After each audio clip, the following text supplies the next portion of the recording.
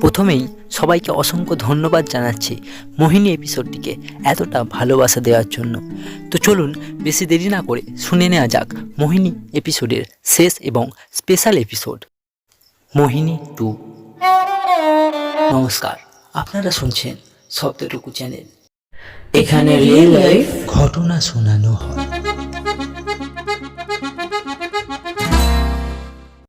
সকাল সকাল বেরিয়ে পড়লাম নতুন গন্তব্যের উদ্দেশ্যে। ঘড়ির কাঁটায় তখন ঠিক 8:45। ট্রেন তখন স্টেশনে দাঁড়িয়ে। বাবা মা দুজনেই আমায় এগোতে এসেছিল। তাদের আশীর্বাদ নিয়ে ট্রেনে উঠলাম। এখান থেকেই শুরু হলো আমার জীবনের এক নতুন অধ্যায়। সময় তখন ঠিক 9টা। ট্রেন ছাড়লো স্টেশন থেকে।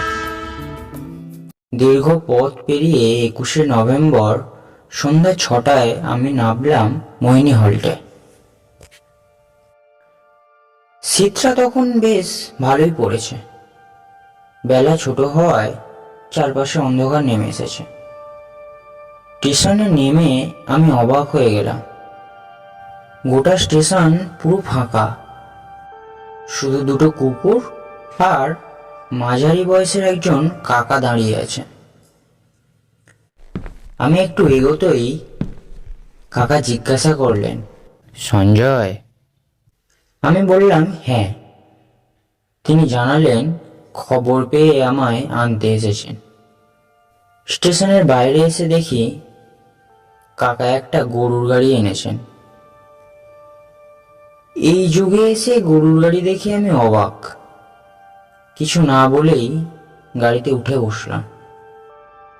কিছু দূর যাওয়ার পর চারপাশটা কেমন যেন গাঢ় অন্ধকার নেমে এলো। কোনো জায়গায় বিদ্যুৎ নেই। আমি একটু ভয় মেশানো কৌতূহল নিয়ে জিজ্ঞাসা করলাম, কাকা, এখানে ইলেকট্রিসিটির কোনো ব্যবস্থা নেই? কাকা শান্ত গলায় বললেন, এই প্রত্যন্ত গ্রামে বিদ্যুৎ নেই বাবা। তবে ভেবো না, তুমি যেখানে থাকবে সেখানে আলোর ব্যবস্থা আছে। আমি আবার অবাক হয়ে বললাম, এখনকার সময়ে বিদ্যুৎ নেই এটাও হয় নাকি? কাকা হালকা হেসে বললেন, নতুন তো, কদিন থাকলেই সব বুঝে যাবে। তোমরা শহরের ছেলে মানুষ, এসব তোমাদের অদ্ভুত লাগবেই। আমি মনে মনে হাসলাম। ভাবলাম আমি আবার শহরের, কিন্তু চারপাশ দেখে মনে হচ্ছিল হয়তো সত্যি একটু শহরেই বড় হয়েছে। হঠাৎ মনে একটা প্রশ্ন জাগলো, এই গ্রামের নাম মহিষী গ্রাম, আর স্টেশনের নামই বা মোহিনী কেন? আমি এই প্রশ্নটা কাকাকে করতেই কাকা বললেন, সে অনেক লম্বা গল্প বাবা, পরে শুনবে। পৌঁছতে এখনো প্রায় 50 মিনিট। এত দূর যেতে হবে দেখে বললাম, কাকা, গল্পটা না হয় একটু শুনি। কাকা ধীরে ধীরে বলতে শুরু করলেন, এই গ্রামে একসময় এক বিশাল জমিদার বাড়ি ছিল। জমিদার ছিলেন কৃষ্ণ বাহাদুর সিংহ সাহস রায়। এখন আর তার কেউ নেই। জমিদার বাড়িটা আজ প্রায় ভুতুড়ে। তিনি এখানে মহেশী কালী মায়ের মন্দির স্থাপন করেছিলেন। কৌশিকী অমাবস্যায় হতো বিরাট পূজা, অসংখ্য মহিষ বলি দেওয়া হতো। সেই থেকেই মায়ের নাম হয় মহিষী মা, আর গ্রামের নাম হয় মহিষী গ্রাম। আমি বিস্ময়ভাবে সবটা শুনছিলাম। কিছুক্ষণ পর আবার জিজ্ঞাসা করলাম, তাহলে স্টেশনের নাম মোহিনী কেন? কাকা বললেন, ওটা জমিদারের মেয়ের নাম বাবা, মোহিনী। তার নামেই স্টেশনের নাম রাখা হয়। আমি থমকে জিজ্ঞাসা করলাম, আপনি বললেন জমিদারদের এখন কেউ নেই, তাহলে মোহিনী? কাকার গলা ভারী হয়ে এলো। মোহিনী খুব ভালো মেয়ে ছিল বাবা, সবার সঙ্গে মিশে চলতো। ওর ব্যবহার দেখে বোঝাই যেত না যে সে জমিদারের মেয়ে। কিন্তু একদিন গ্রামে রটে গেল মোহিনী নাকি কারোর সঙ্গে পালিয়ে গেছে। যেদিন খবরটা রটলো তার 4 দিন পর মোহিনী মায়ের জন্মদিন ছিল। সেদিন জানা গেল এক ভয়ঙ্কর খবর। মোহিনী মা 3 দিন ধরে এক অজানা রোগে ভুগে মারা গেছে। গোটা গ্রাম তখন নিস্তব্ধ। যাকে পালিয়ে গেছে বলে বলা হয়েছিল সে আর বেঁচেই নেই। দাহ করার সময় আমরা দূর থেকে দেখেছিলাম। জমিদারের আদেশ ছিল কেউ কাছে যাবে না। তাই স্মৃতিতেই জমিদার স্টেশনের নাম রাখেন মোহিনী। সেই নাম আর কখনো বদলায়নি। গল্প শুনতে শুনতেই আমি আমার গন্তব্যে পৌঁছে গেলাম।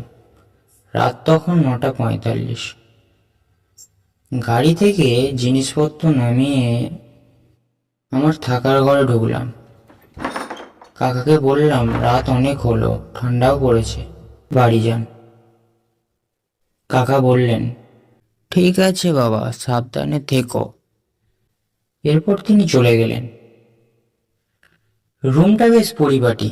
বিদ্যুৎ নেই ঠিকই, কিন্তু সোলার প্যানেলের আলো আছে।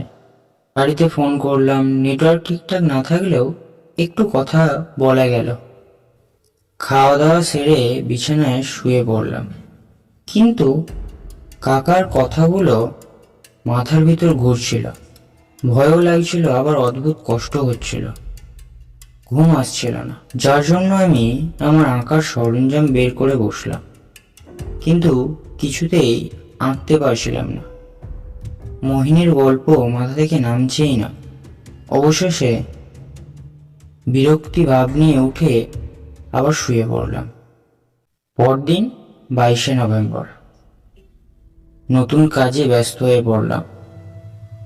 আমার রুমের পাশেই অফিস, গ্রামের অনেকটা বাইরে নিরিবিলি জায়গায়। দুপুরের পর সেদিন প্রায় বিকেল 3টের সময় হবে। কাজের ফাঁকে একটু বিরতি নিয়ে বাইরের দিকে বের হলাম। চারপাশটা ঘুরে দেখছিলাম। হঠাৎ দূরে একটি মেয়েকে দেখতে পেলাম, অসম্ভব সুন্দর। আমি ডেকে উঠলাম, এই যে শুনছেন? মেয়েটি আমার দিকে তাকিয়ে যেন এক নিমিষে কোথায় হারিয়ে গেল। আর খুঁজে পেলাম না। ভাবলাম গ্রামের মেয়ে অচেনা ছেলের ডাক শুনে হয়তো ভয় পেয়ে চলে গেছে। কিন্তু আশ্চর্যভাবে মেয়েটির মুখটা বারবার আমার চোখে ভেসে উঠছিল। রাতে রুমে ফিরে ফ্রেশ হয়ে আঁকতে বসলাম। চোখ বন্ধ করে সেই মেয়েটির মুখ কল্পনা করতে লাগলাম। আঁকাও শুরু করলাম, কিন্তু কেন জানি না কোনোভাবেই মেয়েটির মুখ ঠিকঠাকভাবে আঁকা যাচ্ছিল না। ধৈর্য হারিয়ে উঠে পড়লাম। তারপর রাতের খাবার দাবার তৈরি করে কিছুক্ষণ বসে ফ্যামিলির সঙ্গে কথা বললাম। তারপর রাতের খাবার খেয়ে ঘুমিয়ে পড়লাম। তারপর মাঝখানে কেটে গেছে বেশ কিছুদিন। আমিও ধীরে ধীরে নিজের কাজ নিয়ে অনেকটাই ব্যস্ত হয়ে পড়েছিলাম। কিন্তু কাকার সেই কথাগুলো, দুপুরের সেই সময় হঠাৎ করে দেখতে পাওয়া মেয়েটির মুখ, আর তারপর তার নিখোঁজ হয়ে যাওয়া, কোনো কিছুই যেন মন থেকে মুছে ফেলতে পারছিলাম না। এরই মাঝে আমার সঙ্গে ঘটতে লাগলো অদ্ভুত সব ঘটনা। দিন হোক বা রাত, সবসময় মনে হতো কেউ যেন আমাকে দেখছে। চোখ ফেরালেই সে অনুভূতির মধ্যে মিলিয়ে যাচ্ছে। অথবা মনে হয় কেউ কিছু বলতে চেয়েও বলতে পারছে না। এই অজানা ভয় আর বিভ্রান্তি আমাকে ভিতরে ভিতরে ভেঙে দিচ্ছিল। ডিসেম্বরের 10 তারিখ কাজ শেষ করে বহুদিন পর আবার আঁকতে বসলাম। কিছুদিন আগে মানসিকভাবে ভেঙে পড়েছিলাম, তাই আঁকা বন্ধ করে দিয়েছিলাম। আজ একটু মনটা স্থির করতে চেয়েছিলাম। কাগজ কলম হাতে নিয়েই চোখের সামনে ভেসে উঠল সেই মেয়েটির মুখ। অবচেতন মনেই আঁকতে শুরু করলাম। কিছুটা আঁকার পর বাড়ি থেকে ফোন এলো। কথা বলতে বলতে অনেকটা রাত হয়ে গেল, আর আঁকাটা শেষ করা হলো না। টেবিলের ওপর সবকিছু রেখে সেভাবেই ঘুমিয়ে পড়লাম। পরদিন সকালে প্রতিদিনের মতো কাজে বেরিয়ে গেলাম। কাজ শেষ করে বিকালে রুমে ফিরে ফ্রেশ হয়ে আবার আঁকতে বসতেই আমি স্তম্ভিত হয়ে গেলাম। অবিশ্বাস্য লাগছিল। পুরো আঁকাটা সম্পূর্ণ, নিখুঁত পরিপাটি, আর ছবিটা হুবহু সেই মেয়েটির মুখ যাকে আমি সেদিন দুপুরে দেখেছিলাম। আমার রুমের দরজা তো সাধারণত বন্ধই থাকে, তাহলে এটা কিভাবে সম্ভব? কে এই আঁকাটা শেষ করলো? মনে পড়লো আগের দিন মায়ের সঙ্গে কথা বলতে বলতে ঘুমিয়ে পড়ি। দরজাটা ঠিক বন্ধ করেছিলাম কি না মনে নেই, ধরেই নিলাম না হয় কেউ ঢুকেছিল। কিন্তু প্রশ্ন একটাই, কে সে? আর কিভাবেই বা সে এমন নিখুঁতভাবে আঁকলো যেটা আমি একটু টের পেলাম না? সবকিছু কেমন যেন এলোমেলো লাগছিল। পরদিন ছবিটা সঙ্গে নিয়ে কাজে গেলাম, যদি কারোর কাছ থেকে কিছু জানতে পারি। ভাগ্য ভালো সেদিন কাকাও এসেছিলেন। আমি ছবিটা কাকাকে দেখালাম, দেখেই কাকা একেবারে চুপ করে গেলেন।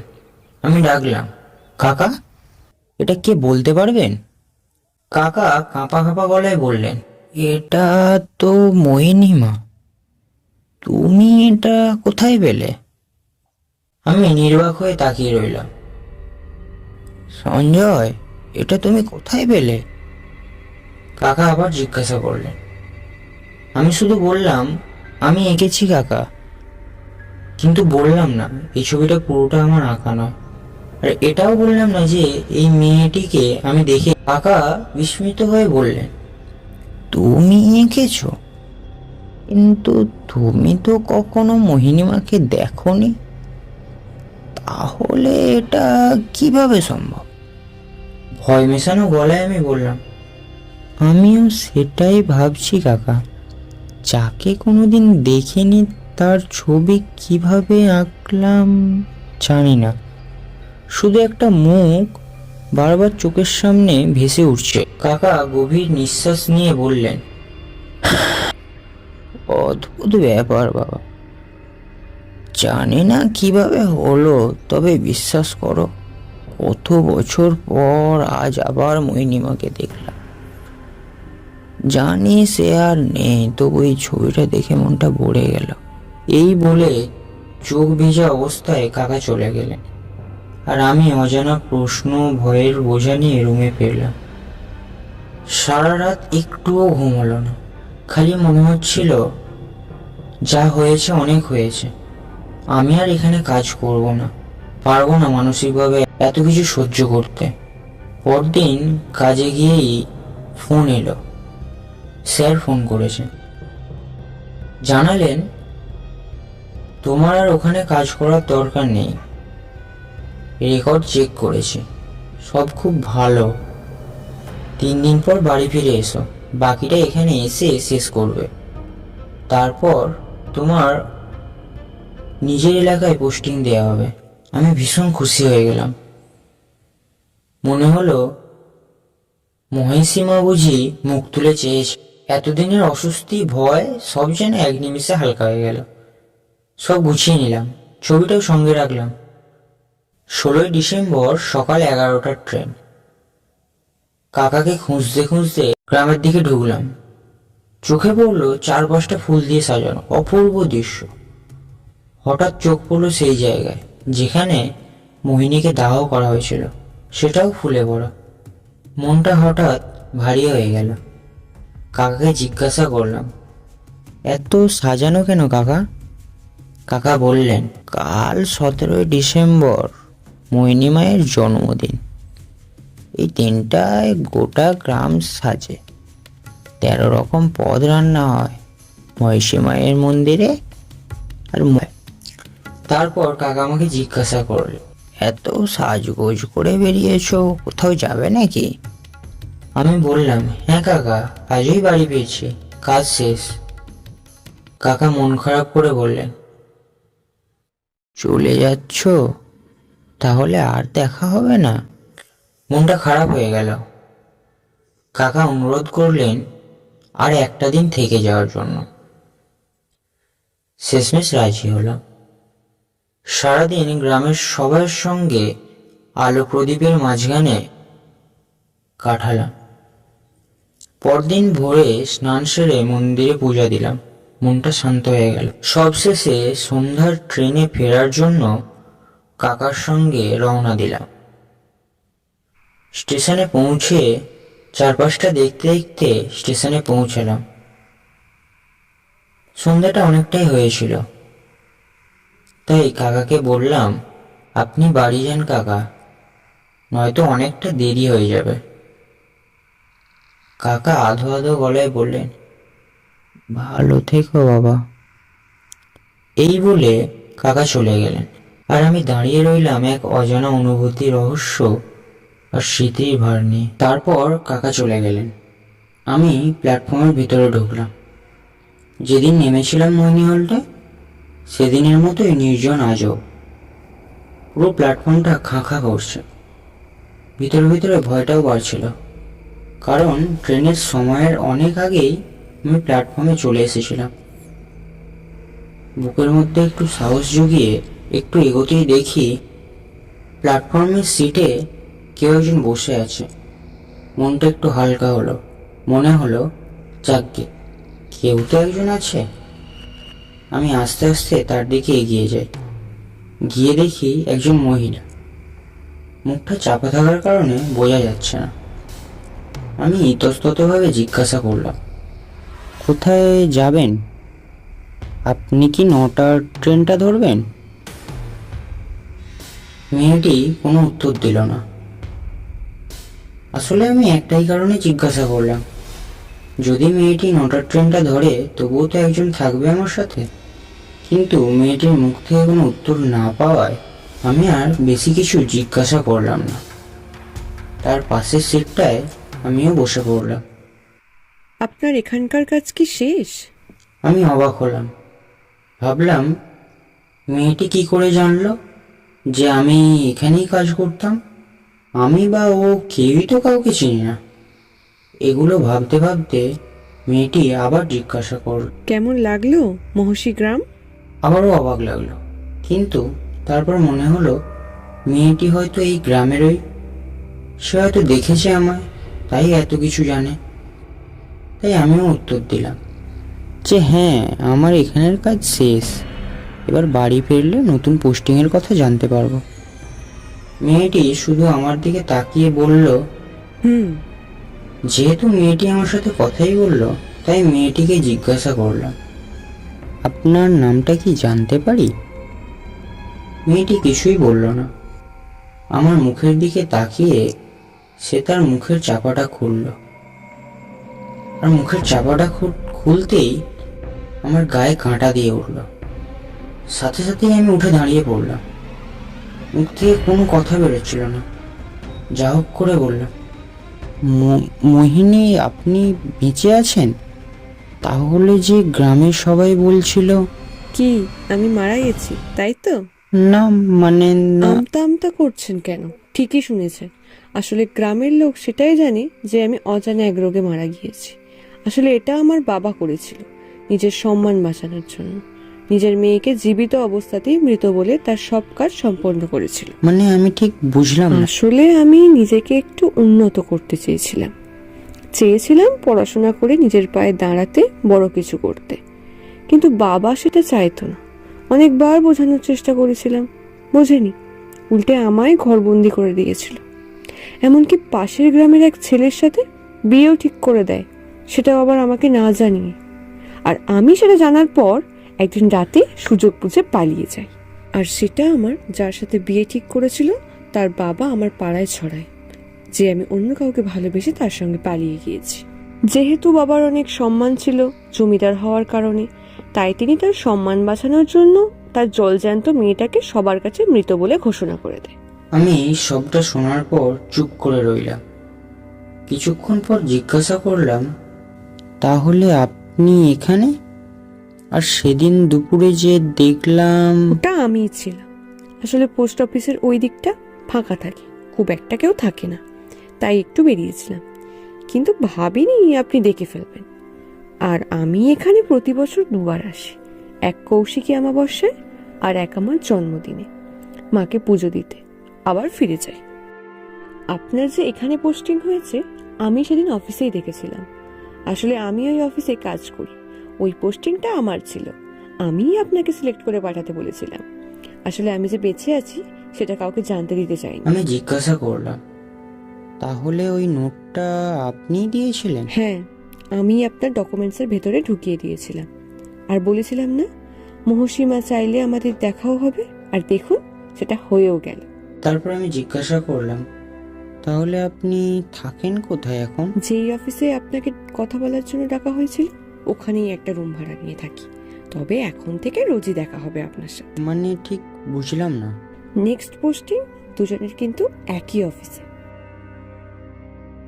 তারপর ট্রেন এলো, দুজনেই উঠলাম। অনেক কথাই হলো আস্তে আস্তে,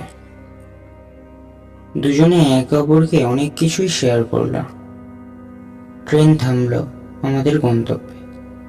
স্টেশনে দুজনেই নামলাম, কিন্তু হঠাৎ করে মোহিনীকে হারিয়ে ফেললাম, কোথাও খুঁজে পেলাম না। তারপর দেখি বাবা আনতে এসেছে, বাবার সাথে বাড়ি ফিরলাম। অনেকদিন পর আবারও শান্তি ফিরে পেলাম, মা বাবার সাথে সবকিছু শেয়ার করলাম। তবে স্টেশনে নেমে মোহিনী কোথায় উধাও হয়ে গেল সেটাই ভেবে উঠতে পারছিলাম না। হঠাৎ ফোনে একটা SMS এলো। কি মশাই, আমার কথা ভাবছেন নাকি যে কোথাও উধাও হয়ে গেলাম? ভূতের সাথে কথা বলতে এলেন নাকি? মনে মনে হাসলাম, বললাম, না না, তা নয়, কিন্তু আপনি আমার নাম্বার পেলেন কোথায়? কি বোকা আপনি! বললাম যে ওই অফিসেই আমি কাজ করি, তাহলে নম্বরটা আবার পাবো না? ওহো, তাই তো। তাহলে কবে আবার দেখা হচ্ছে তোমার সাথে? কি মশাই, আপনি থেকে সোজা তুমি লাইন মারছেন নাকি? আমি ইতস্তত বোধ করলাম, বললাম, আরে না না, মুখ থেকে বেরিয়ে গেল। তা বেশ, ভালোই হয়েছে। তুমিটাই বেটার। বলো বলো, তুমি করেই বলো। তারপর অনেক কথা হলো মেসেজে। কথা বলতে বলতে একে অপরকে অনেকটা পছন্দ করে ফেললাম। একসাথে কাজেও গেলাম দুজনে, খুব সুন্দরভাবে দিন কাটছিল। একদিন ও আমার বাড়িতেও এলো, খাওয়া দাওয়া করলাম একসাথে। মা বাবার ওকে খুব পছন্দ হলো, কিন্তু আমরা তো জাস্ট ফ্রেন্ডের মতোই ছিলাম, ভালোবাসা তো ছিল না। আমি পছন্দ করতাম ঠিকই, ভালোবাসতাম, কিন্তু ও কি আমায় ভালোবাসে সেটাই তো জানতাম না। তারপর সময় কাটানোর পর ওকে এগিয়ে দিয়ে আসতে গেলাম।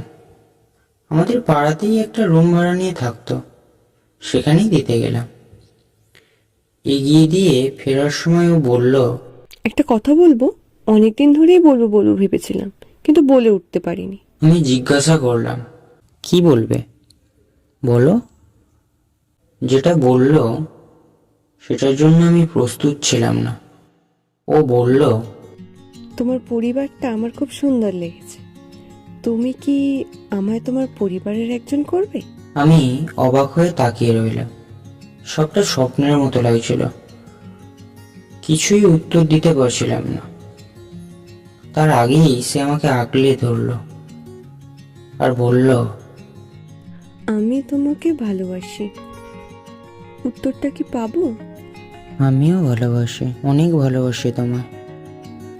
তারপর বাড়ি ফিরলাম, মা বাবাকে সবটা জানালাম, তারাও রাজি হয়ে গেল। আর দেখুন, মহিষী মায়ের কৃপায় আজ মোহিনী আমার স্ত্রী। আমরা এখন একটা সুখী পরিবার, আগের থেকে অনেক সুখী। আজ আমাদের সব স্বপ্ন পূরণ হয়েছে। বাবা আগের থেকে অনেক সুস্থ, আর বাবার সেই ছোট্ট দোকান আজ বাবার বৌমার দোকান হয়ে গিয়েছে, তাও আগের থেকে অনেক বড়। আমিও এখন ভালো একটা জায়গাতে কাজ করছি, বাড়িঘর আগের থেকে অনেক ভালো হয়ে গিয়েছে। মহিষীমা চাইলে আমরা আরও অনেক ভালোভাবে বাকি সময়টুকু আনন্দের সাথে কাটিয়ে ফেলব।